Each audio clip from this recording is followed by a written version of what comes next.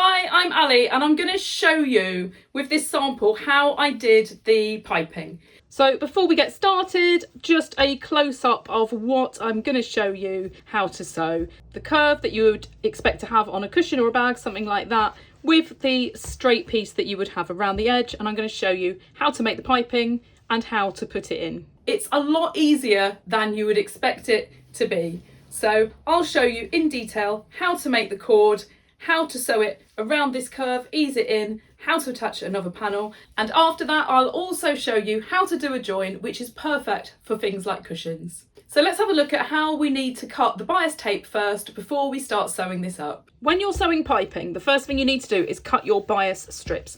So by bias I mean cut on the diagonal of the fabric. You can see that's got a bit of stretch, as opposed to if I pull it this way or this way where there's no stretch at all. So I don't want to stretch that out, but what I need to do is I need to cut the fabric wide enough to go around my piping and leave a seam allowance. So the easiest way to do this is to just fold it over, and what I want is a 1 centimetre seam allowance on this side. Obviously if you want a bigger seam allowance then just change the distance. And I'm just laying my piping there, and then where this pin is, I'm just pushing that to where this would be sewn, and then I'm just marking where the edge is there with another pin, and then I can let all that go. And then what that measurement is, so for me 3.4 centimetres, 3.5 is near enough. 3.5 centimetres is the width of my strips that I need to cut.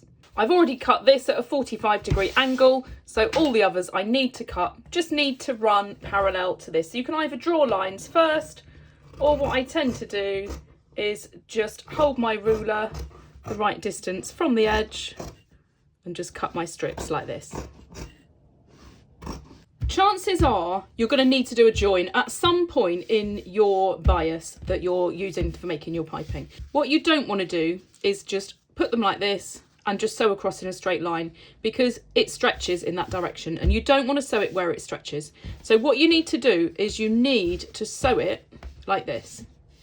So if I lay those like that, basically you need to sew right across from where both of these cross over on either side. And then you can see when you pull it that way, it works perfectly. So you can either just press that open or to one side and just trim off these little bits here. Now that that's all cut out, let's have a look at how to sew this up and put it all together. I don't want to just show you how to put a bit of piping in a straight line, because chances are when you're using piping, you're going to be doing something more interesting than a straight line. So I'm going to show you how to put the piping on a curve like this, with this piece joined around the curve. So how you would do it on a bag or a cushion or something like that. So the first thing I'm going to do, if I just put that aside for now, is I need to make my piping. So the first thing I need to do is I just need to sew my piping cord into my bias strip. So I just need to fold that over. My cord is there and I'm going to sew down the side. So now all I need to do is I'm just laying my bias tape on here, try not to get my fingers in the way, and I'm folding it over, and then I've got my zip foot on so I can get nice and close. You can move your needle a little bit to the left if you want to, but I like to leave it in the centre position, because then I know that when I line this up with the stitch guide here, I know I've got the right seam allowance, because I want this seam allowance here to be what I'm using on my finished product. So I'm just going to get that started off, and all I'm doing is keeping this lined up with the 1 centimetre, because that's what I allowed, and I'm just stitching down the length of it. And it's quite easy with the zip foot just to keep this lined up perfectly. You don't want to go too tight on this, and if your bias tape stretches a little bit as you're sewing it, it doesn't matter, because it's got that natural stretch in it, which is going to be perfect when we go around the corner in a minute. So I've got my piping made, and the next thing is to put it on here. You don't want to be putting it on the straight bit and then putting it on here. You want to be putting the piping on the bit with the rounded side first. So I'm going to just pin this down the straight side.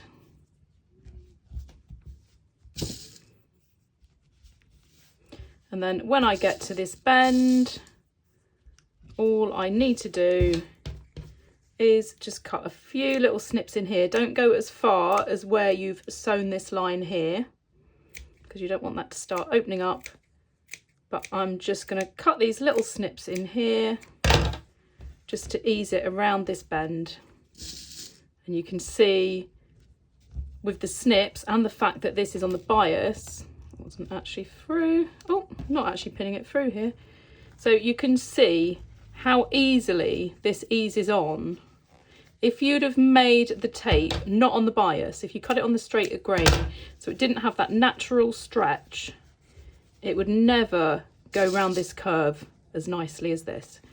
So once you're around the curve, you don't need to do the snips anymore, and then you can just pin the rest of this on. So that's all now pinned on, and if I go like that, you can see exactly how this is going to look. I made sure I used a nice contrast so you could really see it. And you just want to make sure that you haven't got this accidentally like little nips in it or anything stretched out. So this is all now ready to sew on. And now I need to sew it on. So I'm just sewing it exactly the same as I did when I sewed this. So I'll just get started. And I just need to sew my way down here. And then when I get to the curve, I just need to make sure that sews on nice and evenly. So once I get to the curve here, I'm just going to go nice and slowly. I don't want to accidentally go off from where my seam allowance is. I don't want to accidentally sew over my piping, but the zip foot should stop you from doing that. But you can see how easily that goes on because of all the snips and the bias.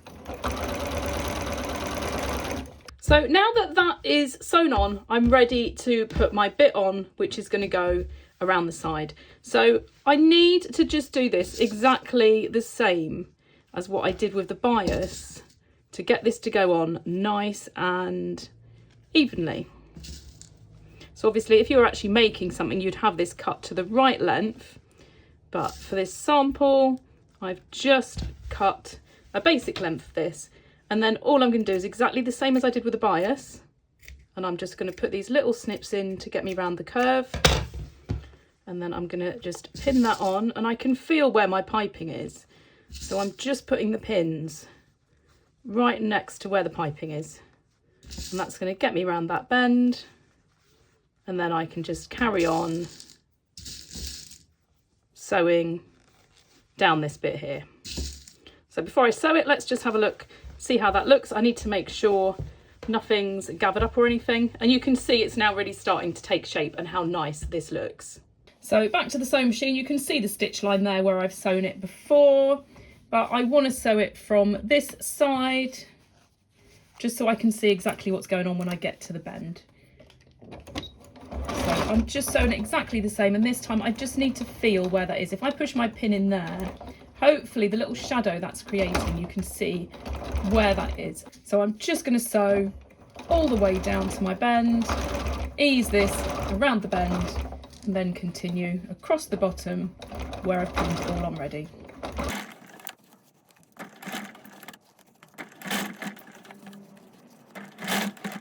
And just take your time when you get to this bend, because what you don't want to do is get this in but end up with like a little pleat or something like that on this bend, which is going to make it look awful. It needs to be eased in really carefully.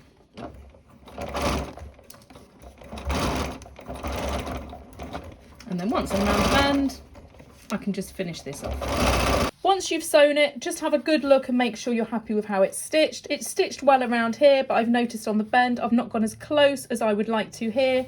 So all I'm going to do is I'm just going to restitch this little bit here to make sure it's stitched close enough. And now that I've gone back and stitched that little bit there, it is nice and close to the piping, and you can see how nice this now looks. So hopefully that was a lot easier than what you thought it might be. It really isn't difficult. Now that we've had a look at how to sew this on the curve and put it together, let's have a look at how to do a join. If you're doing something like a cushion or a bag where the piping goes all the way around the edge and you don't want to have a visible join, there's a way of joining it. So I'm pinning that to the side, and then where both my bits of piping are there, I'm just going to overlap them a little bit, and I'm going to pin this one on here. And it's a little bit fiddly, but it's not difficult.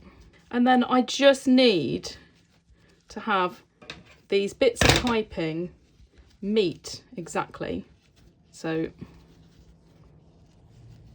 if I just do that, and then what I can do, struggling to get everything to sit flat, not get my fingers in the way. Right, let's just pin that out of the way because that's being silly. So what I need to do is get them both to meet. So if I cut through both of them like that, once that excess goes, they're going to meet up perfectly. So I want one to go inside the other. So I'm going to cut this one the exact length of what I just trimmed, and that's going to sit inside this one that's going to be longer. So what I want to do is cut that at an angle, and then that goes under here, and then it folds over because obviously you don't want the raw edges. And then this one sits inside this one, but I need to put that piping in there, and then that goes on there. And the reason I've cut this at an angle is because where it all doubles over, it's not going over in the same place. So you don't want this to look really bulky. So if I just pin that like that, and then you can see once that's sewn on, it just looks like a regular join. And that's it now sewn on. So you can see it just looks like a join like any other. If that's too bulky, obviously this is quite a thick fabric, so it's made it bulky. If you use a lighter weight, then it won't be as bulky. But the other way you can do it is to do a join the same as how I showed you at the beginning, doing the diagonal stitching where you join your lengths and making your bit of piping, if it was to go on a square or a circle, exactly the right size before you actually sew it on. So that would be a little bit more fiddly, but it's totally doable. So hopefully that's helped if you're wondering how you do a join to finish it off. The join is definitely a little bit more fiddly, but if you take your time, it's not that difficult and it gives a really great finish. I hope you've enjoyed this tutorial. If you have, make sure you subscribe as I upload new tutorials every week. Also, check out all my other tutorials. I've got plenty of sewing tips, pattern cutting, and how to make complete projects.